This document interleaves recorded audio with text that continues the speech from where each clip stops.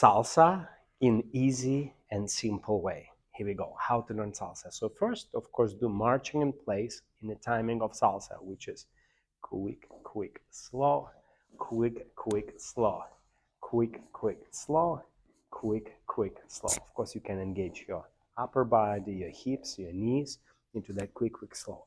Now, let's develop that step. So instead of everything start with the marching in place, instead of staying in place, we're going to add slight rocking action back, quick, slow, and slight rocking action forward. So remember, if we start from dancing in place, the rocking action cannot be too big. It has to be under you, has to feel almost like you're still in place.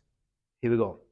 Quick, quick, slow, quick, quick with the rocking action. Rock, step, slow, rock, step, slow, rock, step, slow, rock, step, slow. So how can we develop this movement more?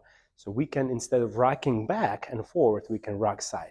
Rock, step, together, quick, quick, slow, quick, quick, slow, quick, quick, slow. Now, instead of rocking side to side or back and forth, we're gonna do 2 rocks back. Quick, quick, slow, quick, quick, slow, quick, quick, slow, quick, quick, slow,